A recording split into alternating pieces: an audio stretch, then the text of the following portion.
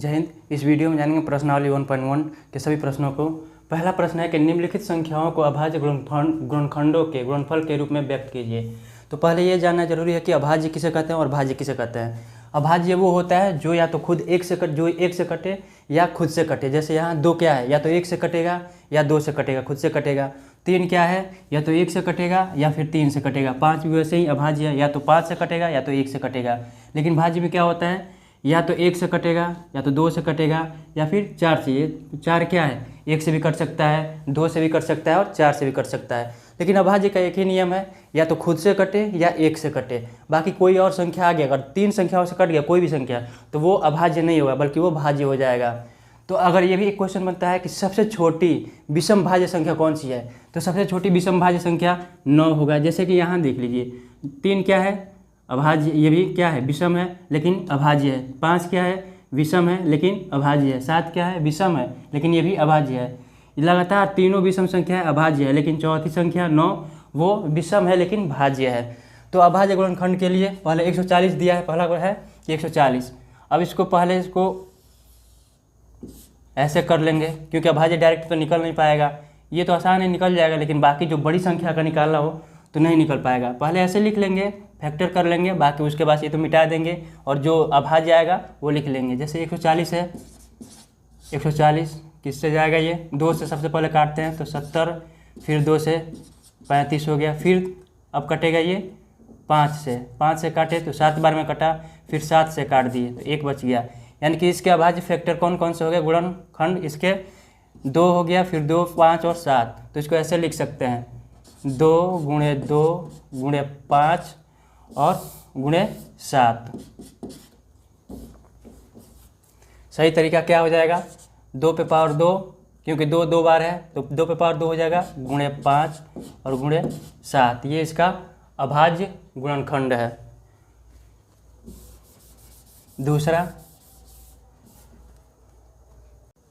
दूसरा क्वेश्चन है 156। अब 156 को कैसे काटेंगे, 1, 5, 6, 2 से काटेंगे तो 7 दूनी 14 बचा 1, 16, 8 बार में। फिर 2 से काटेंगे तो 3 दूनी 6 बचा 1, तो यहाँ 18 हो जाएगा, 9। फिर इसको किससे कटेगा, 3, 9, 3 से काटते हैं इसको, 1, 3 और ये 13, तो 13 बार में ही कटेगा, एक बार में ही कटेगा। 13 से काटेंगे तो बाकी किसी संख्या से कटेगा नहीं, क्योंकि ये अभाज्य है। तो इसका अभाज्य गुणनखंड क्या हो गया, 2 पे पावर 2, क्योंकि 2 बार है। उसके बाद से एक 3 हुआ, 3 और फिर 13। इसका अभाज्य गुणनखंड क्या हो गया, 2 पे पावर 2, 3 और 13। इसका 156 का अभाज्य गुणनखंड है। फिर अब इसका देख लेते हैं 38, 25 का। 38, 25 किससे कटेगा, 3, 8, 2, 5। ये पहले तो देखेंगे 3 से, क्योंकि 5 है तो अधिकतर ये देखा जाता है लास्ट में 5 है तो 5 से ही कटेगा। या तो 3 से कट सकता है या तो 5 से कट सकता है। तो 3 से कटने का एक होता है डिजिटल सम बोला जाता है। अगर 3, ये जितने भी संख्याएं हैं 5, 2, 8 और 3, इन सबका योग अगर 15, 3 से कट सकता है। इन सबका योग अगर 3 से कटने वाला है तो ये 3 से कट जाएगा। इसका योग क्या होगा, 5, 2, 7, 7 और 8, 15 और 3, 18। यानी 18 3 से कटता है तो ये संख्या 3 से कट जाएगी। तो 3 से पहले भाग देते हैं इसको, 1 बार में जाएगा, फिर 2 बार में बचा 2, 12 हुआ, 2, 22 हुआ, 12 नहीं 22 हुआ, यहाँ 2 आया तो 22, 7 यहाँ 21, 1, 15, 5 यहाँ 15। फिर से देख लेते हैं क्या 3 से कटेगा, 5 डिजिटल सम देख लेते हैं कि 5 और 7, 12, 12, 2, 14, 1, 15। यानी कि 3 से 15 कटता है तो ये 3 से फिर कट सकता है। तो 4 यहाँ 12, 3 दूनी 6 बचा 1, 15 और 3 पचे 15। अब ये नहीं कटेगा, क्योंकि 5, 2, 7 और 4, 11, क्योंकि 11 3 से कटता नहीं है, तब ये 5 से ही कटेगा।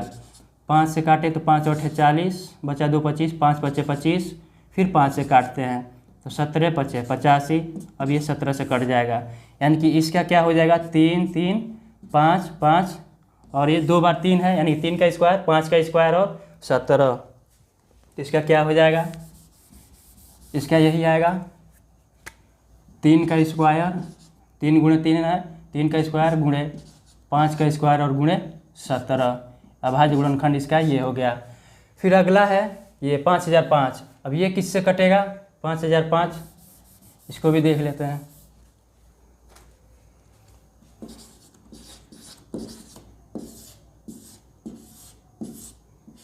पहले तो ये 5 से ही कटेगा, बाकी कोई संख्या दिख नहीं रहा है क्योंकि इकाई अंक इसका क्या है? 5 है।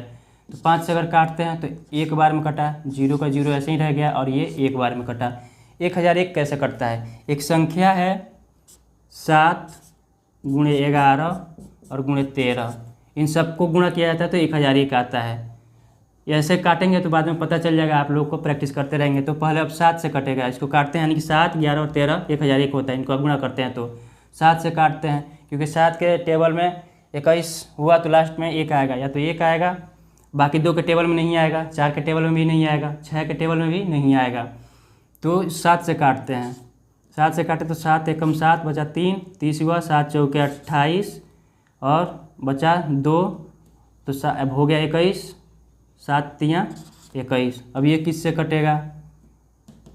3 से कटेगा? 3 से नहीं कटेगा, क्योंकि डिजिटल सम 3 4 7 1 8, 8 तो कटता नहीं है 3 से, तो 3 से नहीं कटेगा। 7 आता नहीं है, 7 के टेबल में 3 आता नहीं है लगभग, 7 21 7 28 7 5 35, 3 तो नहीं आता है। और फिर 11 ही बच रहा है, तो 11 से काटेंगे तो 11 एकम 11 बचा 3, 11 तियाँ 33, अभी क्या बच गया? 13, यानी कि 5 7 11 और 13। इसका अभाज्य गुणनखंड क्या होगा?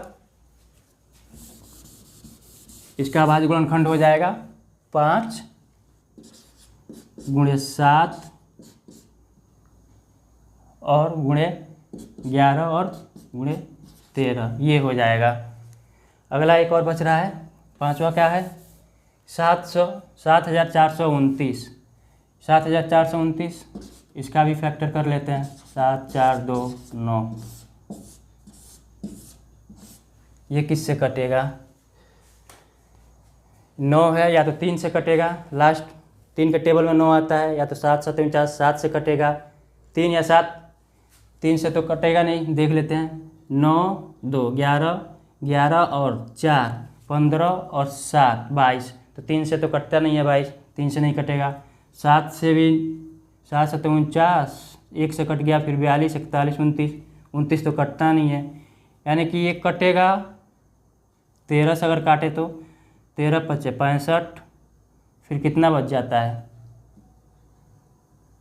13 से भी नहीं कटेगा। 17 से काटते हैं, 17 तियाँ 51, 17 चौको 68, 17 चौको 68, 4 बार में तो 68 हुआ, कितना बचा? 6, 62 हो जाएगा यहाँ पे।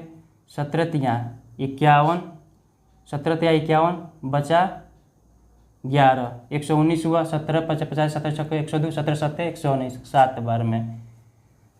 अब किससे कटेगा ये? 4 से 17 किससे कट सकता है? तो 17 है सबसे छोटा, इससे ऊपर ही जाना चाहिए। 17 के बाद से क्या हो सकता है? विषम, क्योंकि सब विषम है। अब विषम कह रहे हैं हम, विषम अभाज्य है सब, तो 17 के बाद से 19 अगला आता है। अगर 19 से देखें कट सकता है, 19 दूनी 38 हुआ, बचा 3, 19 3 57 कट जा रहा है, 19 3 57। अब बचा 23 को 23 से भाग दे दिए, एक बार में चला गया, यानी इसका क्या हो गया?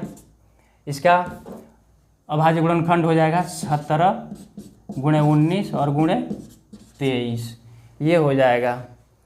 अगला प्रश्न है कि पूर्णांकों के निम्नलिखित युग्मों के एचसीएफ और एलसीएम ज्ञात कीजिए तथा इसकी जांच कीजिए कि दो संख्याओं का गुणनफल बराबर एचसीएफ गुणे एलसीएम। एचसीएफ गुणे एलसीएम, ऐसे 26 और 91 का एचसीएफ क्या होगा? अगर कोई भी संख्या, दो विषम संख्याएं होती है, विषम नहीं, जो दो अभाज्य होती हैं, मान लीजिए कि 13 हो गया और 17 हो गया, तो इसका एचसीएफ क्या होगा? क्योंकि इसमें कॉमन क्या दिख रहा है, हम लिख सकते हैं इसको 13 गुणे 1 और 17 गुणे 1, इसमें कॉमन क्या दिख रहा है? एक ही दिख रहा है, तो इसका एचसीएफ क्या हो जाएगा? मतलब महत्तम समापवर्त, उसको एचसीएफ बोलते हैं। तो इसका एचसीएफ क्या होगा? एक ही होगा, क्योंकि अभाज्य गुणनखंडों का जो भी अभाज्य संख्याएं होंगी, 2 या 2 से अधिक, उनका एचसीएफ एक ही होता है, मौसा बोला जाता है, एक होता है। तो इसमें दिया 26 और 91। 26 अगर 2 से काटते हैं 26 और 91 को, तो 2 से कटेगा नहीं 91। 3 से काटते हैं तो 3 से 26 नहीं कटेगा, 4 से 91 नहीं कटेगा, और 5 से दोनों नहीं कटेगा। और 6 से अगर काटते हैं तो फिर ये नहीं कटेगा, यानी कि देख रहा है, एक तो सीधा दिख रहा है कि 13 दूनी 26 और 13 5 65 13 78 13 7 91, इनका मौसा क्या दिख रहा है 13 दिख रहा है। चाहे तो हम इससे भाग विधि जो होता है उससे भी कर सकते हैं कि 26 और 91 का भाग देंगे हम कितने बार में, 26 को भाग देंगे 26, 25 या 75 3 बार में जाएगा तो 78 हो जाएगा, 6 3 18 माइनस किए 11 3 और 1, क्योंकि 8 हो गया, 8 में 7 गया 1, और फिर इसको भाग देंगे 26 तो 13 दूनी 26, यानी कि ये मौसा इसका क्या हो गया 13 हो गया। अब सूत्र होता है क्या कि दो संख्याओं का गुणनफल, यानी संख्या अगर q और p के रूप में हम लिखें, मान लिया कि संख्या क्या है q है और गुणे p है, तो बराबर क्या होता है एलसीएम गुणे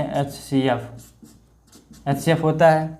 और पहली संख्या 26 है, दूसरी 91 है, पहला 26 लिख दिए गुणे दूसरा 91, और क्या दिया हुआ एचसीएफ फाइंड हो गया, एचसीएफ क्या है एचसीएफ 13 हो गया, एचसीएफ 13 दे दिया है, बराबर एलसीएम हमको निकालना है, एलसीएम तो 13 इधर आके क्या हो जाएगा 13 इधर गुणा में इधर आके भाग हो जाएगा, यानी कि इसको हम लिख सकते हैं 26 गुणे 91 भागे 13 बराबर एलसीएम।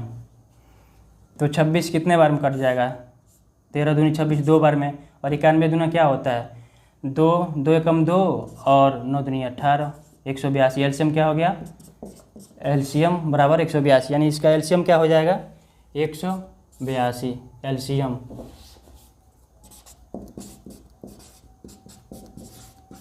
हो जाएगा। अब दूसरा प्रश्न है इसी में का 510 और 92, 510 और 92 का एलसीएम और एचसीएफ क्या होगा, 510 और 92 का एलसीएम और एचसीएफ ये किससे कट सकता है, 2 से तो कट ही जाएगा, और भी कोई संख्या है 2 के बाद से तो नहीं कट सकता है, कोशिश कर लेते हैं, जैसे यहाँ कोशिश करते हैं 510 भागे 92, 9 5 45 5 बार में जाएगा तो 450 460 हो जाएगा, 0 का 0 और 11 में से 6 गया 5। फिर अब यहाँ इस संख्या को यहाँ पे लिखते हैं 92 कितने बार में जाएगा, एक ही बार में जाएगा, 50 लिखे और माइनस कर दिए तो कितना हो गया 2, और ये 9 में से 5 गया 4, और फिर भाग दिए 50 यहाँ अंदर आ जाएगा, 50 कितने बार में जाएगा, एक बार में जाएगा तो 42 हो जाएगा, और माइनस किए तो कितना बचा 8 बचा। अब 8 को भाग देंगे हम 5 8 40, 5 बार में कितने बार में जाएगा, ये 5 बार में जाएगा, 5 8 40 हुआ, बचा कितना 2।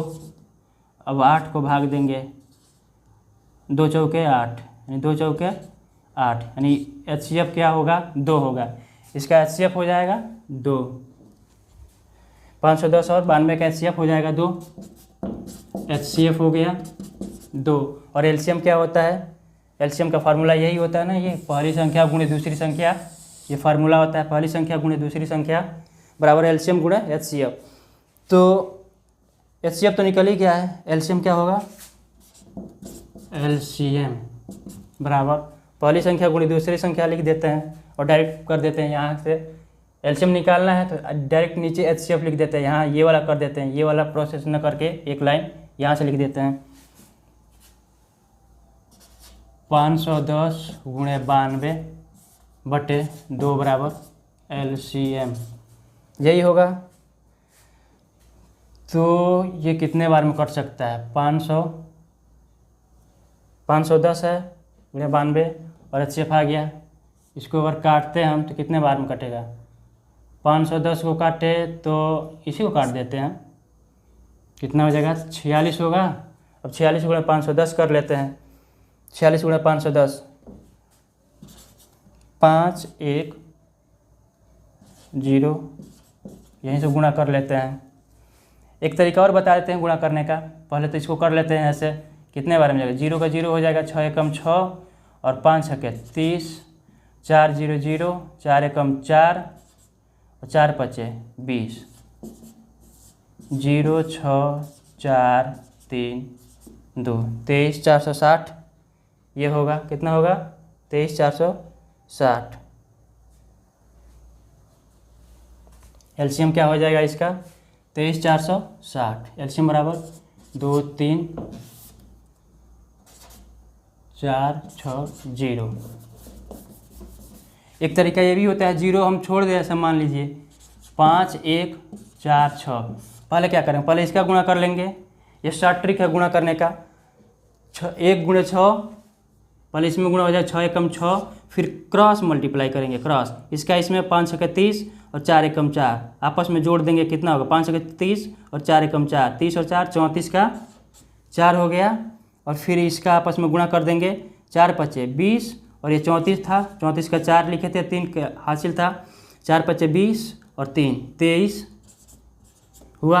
और जीरो यहाँ से तो हटाए थे 510 में, तो जीरो यहाँ लिख दिए, तो एक ही लाइन में आ गया 23 460। ये भी 23 460 एक ही लाइन में ये आ जाएगा। अगला है तीसरा 336 और 54 का एलसीएम और एचसीएफ क्या होगा। एलसीएम इसका एचसीएफ क्या हो जाएगा एचसीएफ। 54 किससे 2 से कट सकता है, 4 से कटेगा, 4 से तो नहीं कटेगा क्योंकि 4 एकम 4, 1 बचा 14 हो जाएगा, 14 4 से नहीं कटता है। इसके बाद 6 दिख रहा है, 6 से कट सकता है, यानी कि इसका एचसीएफ क्या हो जाएगा 6। यही भाग विधि लगाएंगे तो 6 आएगा। 6 दिख रहा है वैसे डायरेक्ट एचसीएफ लिख दिया। एलसीएम क्या होगा इसका एलसीएम के लिए अभी फार्मूला लगा देते हैं ये वाला। तो पहला क्या है 3 3 6 गुणे 5 4 है और एचसीएफ 6 हो गया।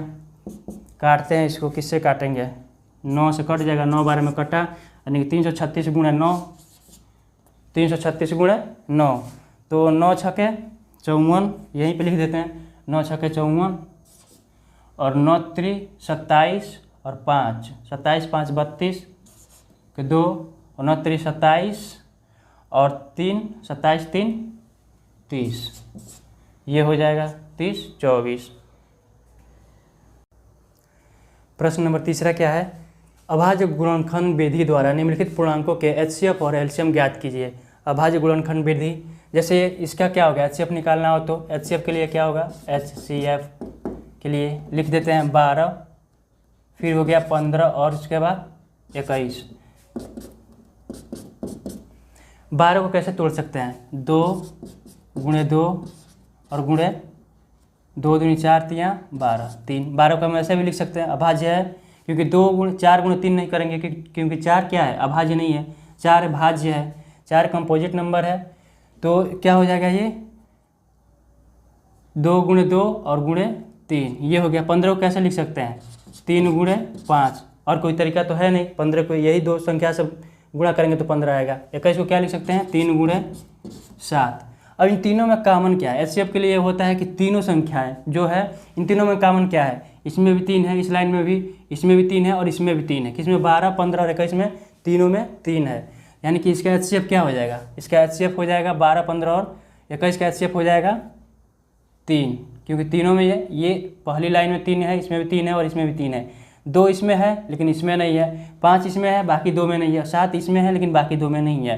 तो कॉमन क्या है जो सब में कॉमन हो वही एचसीएफ होता है, यानी कि एचसीएफ क्या हो गया 3 हो गया, एचसीएफ हो गया 3, एचसीएफ बराबर 3। और एलसीएम क्या होगा एलसीएम बराबर क्या हो जाएगा, एलसीएम बराबर हो जाएगा कि सबसे अधिक घात किस पे है, तो सबसे अधिक घात वाले को लेते हैं एचसीएफ 2 पे पावर 2, यानी 2 पे पावर क्या हो जाएगा 2 पे पावर 2 हो जाएगा, 2 बार है 2, उसके बाद से 3 कितने बार है 3 पे पावर 1 है, 2 आपस में लिखेंगे तो क्या होगा 2 पे पावर 2 ही होगा ना।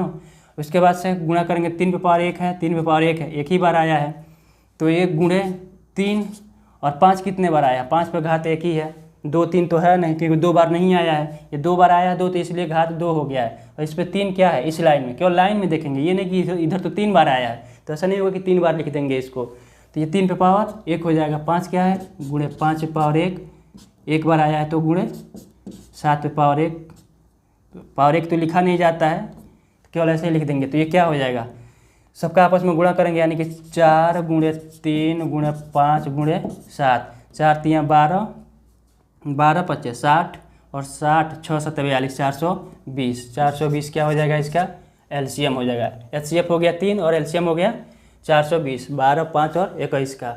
17 का देख लेते हैं, ये 17 23 और 29 का एचसीएफ क्या होगा, क्योंकि ये भी अभाज्य है और ये भी अभाज्य है, तो आगे करने की ज़रूरत ही नहीं है। 29 ये भी तो अभाज्य ही है, यानी कि इसका एचसीएफ क्या हो जाएगा, एचसीएफ बराबर 1 हो जाएगा। एचसीएफ तो 1 हो गया क्योंकि अभाज्य है, अभाज्य का हमेशा एचसीएफ क्या होता है, मौसौ 1 होता है। अब इसका लौसा कितना होगा, यानी कि आपस में सब गुणा हो जाएगा। जब एचसीएफ 1 हो गया और तीनों क्या है अभाज्य हैं, तो आपस में गुणा हो जाएगा। तो 17 गुणे 23,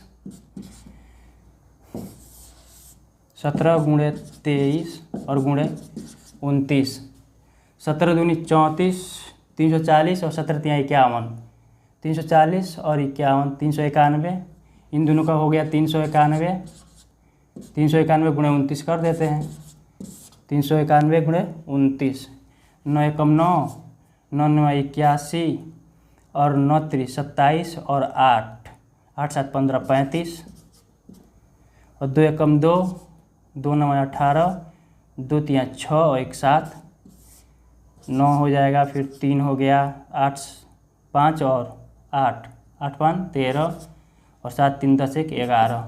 तो एलसीएम क्या हो जाएगा इसका, और एलसीएम हो गया इसका 23, 17 23 का और 29 का 11 13 9, एलसीएम बराबर 11 13 नहीं 33 है, 11 33 9, क्या हो जाएगा 11 33 9, ये हो जाएगा इसका एलसीएम। अब इसका तीसरा क्या है, तीसरा भी देख लेते हैं। 8 9, 8 और 9 लगातार संख्या है, तो एचसीएफ क्या हो सकता है, लगातार है तो एचसीएफ 1 ही होगा, क्योंकि कोई भी लगातार संख्या किसी भी संख्या से कट नहीं सकता है।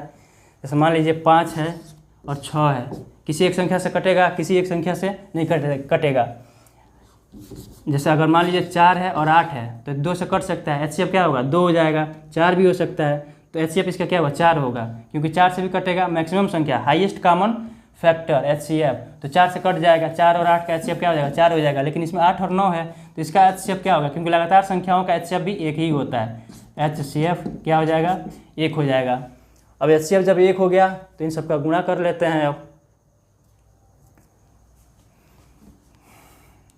इसका फैक्टर भी निकाल सकते हैं।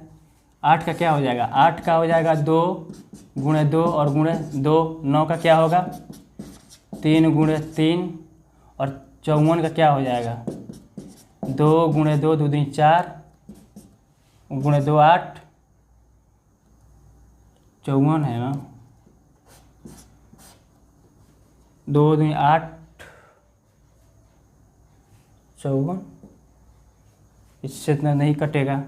4 हुआ, 2 दूनी 4 और 54 किससे कट सकता है, कोई और संख्या है 4 9 6 54, 9 से ही कटेगा, तो कटने वाला है नहीं। 3 हो जाएगा, 2 गुणे 3 2 गुणे 3 और गुणे 3 और गुणे 3, 2 3 6 6 3 18 18 3 54। तो इसका एलसीएम क्या हो जाएगा, एलसीएम में क्या होगा 3 पे पावर 3 है, 2 पे पावर 3, पहले 2 पे पावर 3 लिख देंगे और इसके बाद से क्या है मैक्सिमम घात, और इस पे मैक्सिमम कितना है 3 है, 3 पे पावर 3 यानी 2 पे पावर 3 का मतलब हो गया 8, 2 गुणे 2, 2 पे पावर 3 का मतलब क्या हो गया 2 गुणे 2 गुणे 2, यानी कि 2 दूनी 4 दूनी 8, ये 8 हो गया। और 3 पे पावर 3 का मतलब हो गया 3 गुणे 3 गुणे 3, क्योंकि मैक्सिमम घात लिया जाता है, इसमें मैक्सिमम क्या है 1 2 3 है, 3 पे पावर, यहाँ तो 2 ही हो रहा है, यहाँ 2 कितनी 3 बार है, तो 3 3 9 3 27, ये क्या हो जाएगा 27, 27 गुणे 8 कर लेते हैं, 8 7 56 और 8 दूनी 16, 8 7 56 और 8 दूनी 16 और 5 21, 216। एलसीएम क्या हो जाएगा इसका, और एलसीएम हो जाएगा 216, एलसीएम बराबर क्या हो जाएगा 216। अगला है एचसीएफ दिया है, एचसीएफ एक संख्या पी है, पी ए है और क्यू ये है, दो संख्याएं हैं, ए भी मानिए या पी क्यू मानिए। वैसे सूत्र में पी क्यू दिया रहता है, पी गुणे क्यू बराबर एलसीएम गुणे एचसीएफ होता है। और एचसीएफ क्या दिया हुआ है, पहली संख्या है, दूसरी संख्या इसका एचसीएफ दिया है 9, और एलसीएम हमको फाइंड करना है। तो फार्मूला लगा दीजिए। पहली संख्या 306 गुणे दूसरी संख्या 6 5 7 बटे HCF 9 बराबर LCM। तो किसको काटें? पहले इसको ही काटते हैं, ये आसान पड़ेगा। 9 3 27, 3 बार में बचा 3, 36 9 चौके 36, यानी हो गया 34। 6 5 7 गुणे 34 कर देते हैं। 4 7 28, 4 7 28 और 4 5 20 और 2 22, 4 6 24 और 2 26, 3 7 21 और 3 5 15 और 2 17, 3 6 18 1 19, जोड़ दिए तो कितना हो गया 8, 3 6 6 12 1 13, 9 2 11 1 12 और 2 22 33 8, कितना हो जाएगा 22 33 8। इसका एलसीएम क्या हो जाएगा 22 33 8। इसका जो भी एलसीएम आएगा यहाँ लिख देते हैं। एलसीएम 22 33 8। 7 चौके 28, 7 5 35, 4 7 28, 4 5 20, 2 22। ठीक है, अगला क्वेश्चन 5वां है, जांच कीजिए कि किसी प्राकृतिक संख्या n के लिए 6 पे पावर n अंक 0 पर समाप्त हो सकती है। एक बात यह है कि 6 का अगर 6 में कितना हो बार गुणा किया है, 6 पे पावर कितना हो लिख दिया जाए। n का मतलब क्या हुआ, n बराबर 1 भी हो सकता है, 2 हो सकता है, 3 4 ऐसे बढ़ते जाए। यानी 6 पे पावर n का मतलब 6 पे पावर 1 भी हो सकता है, 6 पे पावर 2, 6 पे पावर 3 घात 3। यानी कि ये क्या हो गया 6 गुणे 1 बराबर 6 गुणे 1 बराबर 6 होगा, या 6 गुणे 6 बराबर कितना होगा 36 होगा। और ये होगा 6 गुणे 6 गुणे 6, 6 6 36, 216 होगा, 216 होगा। यानी कि 6 पर कोई भी पावर 6 50 1 ले n की जगह क्या लिखें, कोई भी n क्या है प्राकृतिक संख्या कोई भी लिख दें तो उसका इकाई अंक यानी n क्या दिया है कि अंक 0 पर समाप्त होगा, यानी कि 0 पर समाप्त नहीं होगा। क्या होगा 0 पर समाप्त नहीं होगा, क्योंकि 6 पर कोई भी पावर आ जाए 1 2 3 4 अनंत तक जाइए, लास्ट अंक उसका यूनिट डिजिट उसका इकाई अंक 6 ही होगा। क्या होगा इकाई अंक 6 ही होगा, यानी 0 पर समाप्त नहीं होगा। तो इसका आंसर क्या होगा नहीं। इसका आंसर हो जाएगा नहीं। आंसर क्या होगा नहीं, क्योंकि 6 का क्योंकि 6 पे पावर n के लिए n का मान जो भी हो, प्राकृतिक संख्या हो या पूर्णांक बोल सकते हैं, प्राकृतिक संख्या इकाई अंक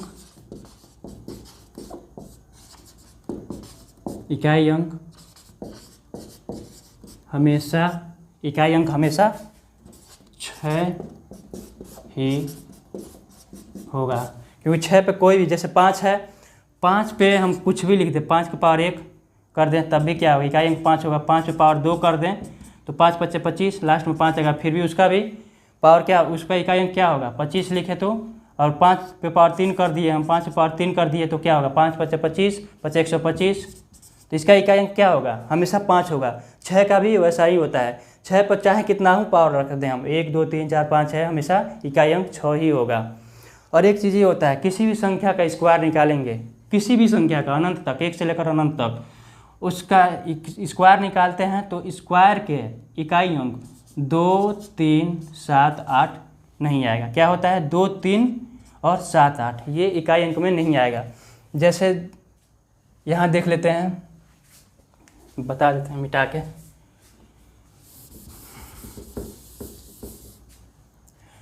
जैसे कि 2 का स्क्वायर क्या होगा 4 होगा, 3 का स्क्वायर 9 हो गया, 4 का स्क्वायर 16 हो जाएगा, 5 का स्क्वायर 25 हो जाएगा, 6 का स्क्वायर 36 हो जाएगा, 7 का स्क्वायर 7 7 49 और 8 का स्क्वायर 64 और 9 का स्क्वायर 81। इसमें से देखिए कहीं भी आपको 2, 3, 7 और 8 देखने को नहीं मिलेगा। 4, 9, 6, 5, 6, 9, 4, 1 ऐसे हो जाएगा। एक का तो एक ही होता है, एक का क्या होता है, एक का एक हो जाएगा। एक पैटर्न है, इकाई अंक क्या है, 1, 4, 9, 6, 5, 5 से फिर उल्टा जाएगा, 6 हुआ, 5 के बाद ठीक ऊपर क्या है, 6 है, 5 के ठीक ऊपर क्या है, 6 है, तो 5 के ठीक नीचे 9 है, 5 से दूसरे स्थान पे इधर भी 9 है, 5 से इधर भी दूसरे स्थान पे 9 है, 5 से फिर तीसरे स्थान पे 4 है, तो 5 से इधर भी तीसरे स्थान पे 4 है, 5 से चौथे स्थान पे 1 है इकाई अंक, तो 5 से इधर चौथे स्थान पे भी 1 है, यानी कि 1, 4, 9, 6, 5 मिडिल हो गया। फिर यहाँ से 6, 9, 4, 1, अब फिर क्या पैटर्न बनेगा, फिर 1 बनेगा, यहाँ से 1, 4, फिर बनेगा 1, 4, 9, 6, फिर वही 5 पे आकर रुकेगा, फिर उसके बाद उल्टा गिनती हो जाएगा, 6, 9, 4, 1, ये ऐसे ही होगा। छठा प्रश्न है, व्याख्या कीजिए कि 7 × 11 × 13 प्लस 13 और 7 × 6 × 5 × 4 × 3 × 2 × 1 प्लस 5 भाज्य संख्याएं क्यों है। क्योंकि ये दिख रहा है ये तो अभाज्य है, 7 × 11 × 13 अभी बताए थे कि 1001 आता है, तो इसका क्या होगा, आपस में गुणा करेंगे तो पूरा होता है, इसका 1001 होता है, बताए थे दूसरे नंबर सवाल में, दूसरे पहले में। तो कितना होगा इसका, इन तीनों का गुणनफल क्या हो जाएगा, 1001 होगा, और प्लस क्या होगा, प्लस 13, तो इनको जोड़ेंगे तो कितना हो जाएगा, 1014।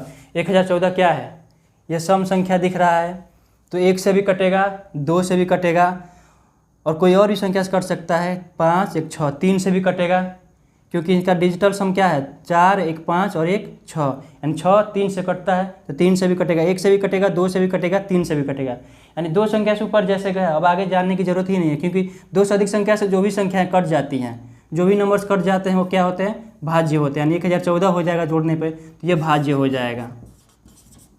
वैसे ही ये है 7 × 6, 7 छक्के 42, या फिर ऐसे जोड़ सकते हैं, 2 एकम 2, 2 तियाँ 6, 6 चौके 24, 24 पचे 120, 120 को लिख सकते हैं हम, 120 को ऐसे केवल कर दो, 120 है तो 0 हटा दो, 12 हो गया, 120 की तो कहाँ थे, 2 तियाँ 6, 6 चौके 24 पचे 120, और 12 कर देते हैं 120 को, तो 12 छक्के 72, 720, यानी कि 720 हुआ, 720 में हम 0 लगा दिए, कितना हो गया, 7200 हो गया, फिर 7 से हम गुणा कर दिए तो कितना हो जाएगा, 720, 7200 को 7 से गुणा कर दिए तो 0 2 है, तो 0 ऐसे ही रह गया, 7 दूनी 14 का 4, और 7 सत्ते 49 1 50 हुआ, और प्लस 5 है, ये जोड़ दिए तो कितना हो जाएगा, 50, 4, 0 और ये 5। तो ये किससे कटेगा, 1 से भी कटेगा, 3 से कटेगा, ये 10, 4, 14, 3 से नहीं कटेगा, 5 से कटेगा, और भी संख्याएं हैं जिससे कट सकता है, यानी कि ये भी 3 संख्या से कट जाएगा, 1 से अधिक 2 से अधिक संख्याओं से कट रहा है, इसलिए ये भाज्य हो जाएगा। अभाज्य का नियम क्या है, या तो 1 से कटे या फिर खुद से कटे, लेकिन यहाँ पे क्या है, 2 या 3 से, 2 से नहीं, 1 या खुद से नहीं बल्कि और भी संख्याओं से कट जा रहा है, जैसे ये है 1 से भी कट गया, 2 से कट गया, 3 से भी कट गया, वैसे ही ये भी है 2 से अधिक संख्याओं से कट रहा है, इसलिए ये क्या होगा, भाज्य होगा। 7वां नंबर प्रश्न है कि कोई एक वृत्ताकार मैदान है, खेल का मैदान है, उस पर सोनिया नाम की कोई है, वो 18 मिनट में एक चक्कर लगाती है, वृत्ताकार मैदान है, ठीक है, सोनिया नाम की जो है सोनिया, वो 18 मिनट में एक चक्कर लगाने में 18 मिनट लेती है, और रवि है एक चक्कर लगाने में 12 मिनट लेता है।